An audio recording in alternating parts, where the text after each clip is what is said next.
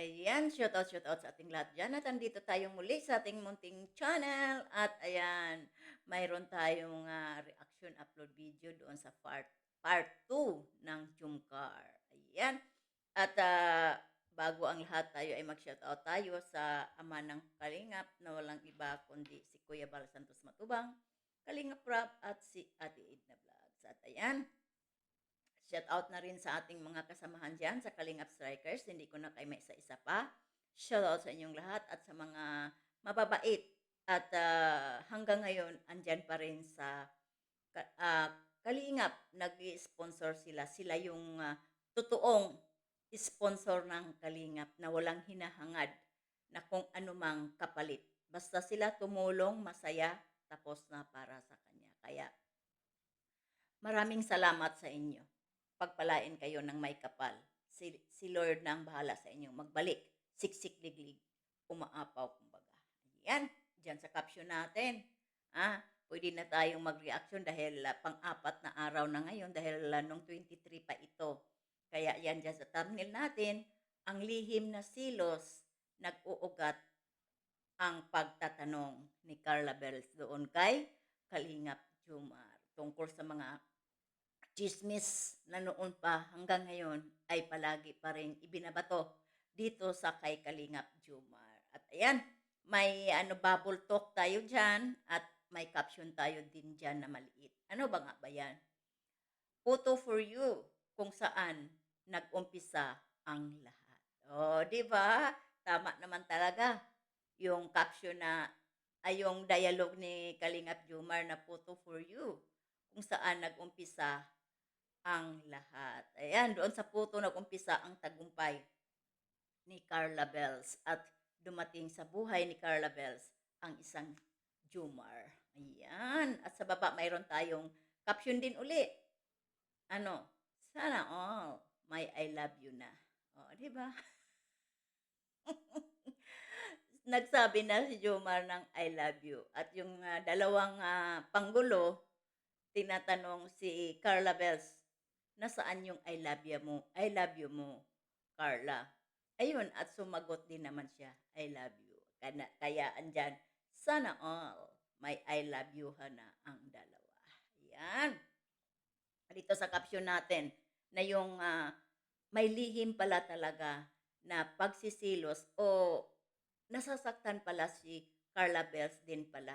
Normal at normal na reaksyon yan sa isang girlfriend o ah, magiging girlfriend. Pero girlfriend na to sila boyfriend eh, di ba? So normal na ano yun, reaction, normal na katanungan, normal na nararamdaman sa isang ah, katulad ni Carla Bells. Katulad sa atin na nakaranas, di ba? Andoon yung kirot. Lalo na pag may naririnig ka, nababasa ka, may nakapagsabi sa'yo, na may chismis na naman si Jumar, siguro totoo. Kaya normal yun.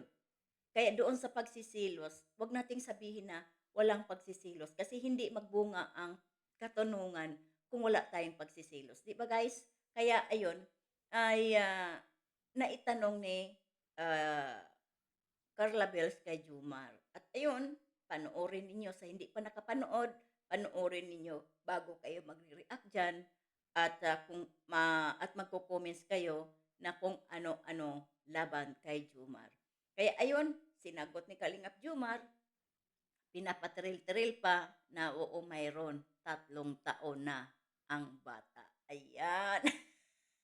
Pero lahat naman doon ay puro kalokohan. Kaya, ayun, nalalaman ni Carla Bells na walang katotohanan at naririnig na rin natin sa dahil sa pagtatanong ni Carla Bells kay Jumar. So ngayon, kayo na mga basher na lagi ninyong ibinabato dito kay Kalingap Jumar, siguro yung iba kumbinsido, pero yung iba ay hindi sila kumbinsido. Hayaan natin sila, opinion nila 'yon, manigas sila. 'Di ba? Sila lang naman din ang magkakasala diyan. Basta silang dalawa alam kung ano ang katotohanan, nagkakaintindihan at may I love you na sila sa bawat isa. Kaya at hindi na nahihiya gaano si Carla Bells.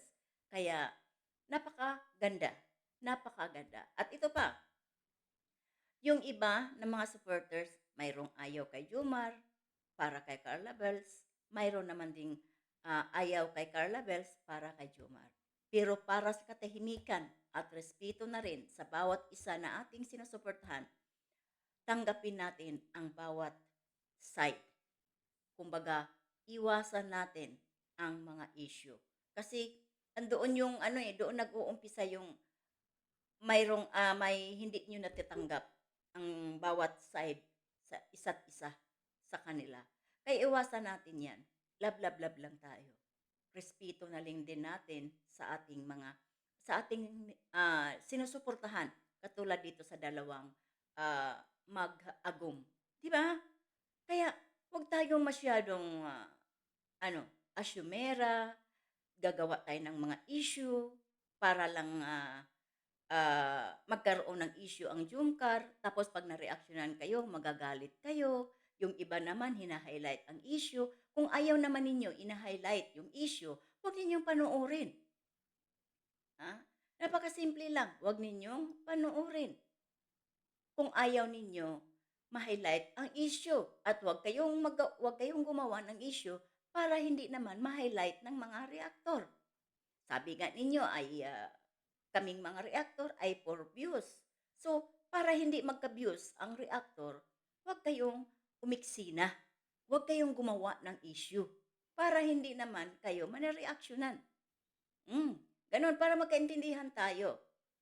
Love lang, kumbaga. Di ba? So, huwag tayong masyadong mapagturo, mapaggawa ng kwento, na kisyo si Jomar, ganito, ganon.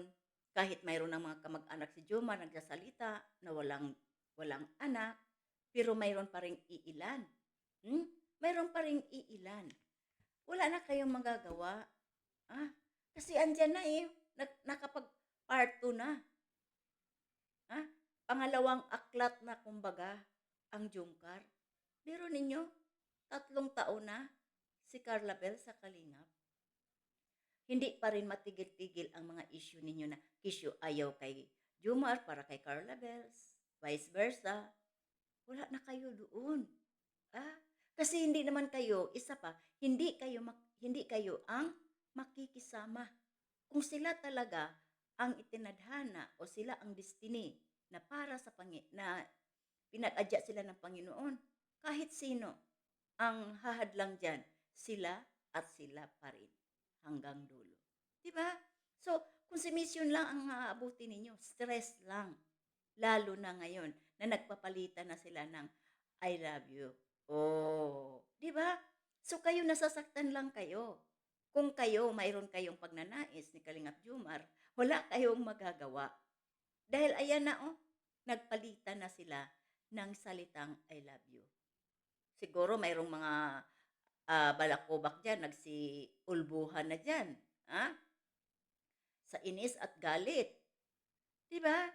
Kung si mission ang abutin ninyo. Dahil silang dalawa, ayan na. Sabihin na nating nagmamahalan. At kinaklaro na ni Carla Bells ang maraming mga gawa-gawang issue tungkol kay Kalingap Jomar. So ngayon, na nalalaman ninyo at nasagot na ni Jomar ang mga haka-haka, mga issue, mga kakatinggi, dila dyan, na hindi mapakali, lagyan ninyo ng badyang yung dila nyo. Mas makati yun kaysa gabi, yung badyang. Kasi hindi kayo mapakali. Gawa-gawa kayo ng kwento tungkol dito kay Jomar. Ano naman kaya sunod nyong kwento? Paninira nyo kay Jomar. Hayaan natin sila na magbo-bloom yung relasyon nila. Diba? Hayaan natin. Tayong mga supporters, advice lang tayo talaga. Advice. Iga-guide natin, lalo na si Carla Bells dahil bata pa. Maliban sa nanay niya, magulang niya, tayo na mga supporters na nagmamahal dito kay Carla Bells or kay Jomar. i-guide din natin, palalahanan natin na bata pa si Carla Bells, kailangang makatapos sa pag-aaral dahil para naman din sa inyo 'yan, vice versa. Gano'n din kay Carla Bells na huwag, sayangin ang pagkakataon ng tulong ng, mga mababait na sponsor dahil bihira lang ang mayroong gano'ng mga klaseng opportunity. Kaya huwag sayangin. Ganyan sana tayo, sana ganyan tayong mga supporters. Hindi yung tayo supporters, tayo pa ang gumawa ng ikakasira ng dalawa, 'di ba? Napaka-unfair naman ng dalawang mag-agum o kahit sinong love team na nagkaroon na ng relasyon katulad ng EDSI, ah, both side bawat, may, mga grupo diyan, ah, nagkagulo-gulo. 'Wag naman sana, ah, dahil iisa lang naman ang sinusuportahan natin, ang Kalingap. Ang mga love team na 'to, ang laking naitulong sa Kalingap para sa adhikain ng mag-ama. Doon tayo tumutok, doon tayo tumingin, ah. Kasi kung tayo sisira dito sa mga love team na ito, ay, papaano na? Maliban lang kung against kayo sa Kalingap, against kayo sa adhikain, 'di ba? So, 'wag na tayong magkaganyan. Love, love, love lang na lang tayo, 'di ba? Suportahan natin ang mag-agum. Kaya hanggang dito na lang tayo. Ingat-ingat kayo lagi. Tayo, 'wag nating kalimutan mag-subscribe at mag-share at mag-thumbs up please. Kaya bye-bye and God bless sa ating lahat.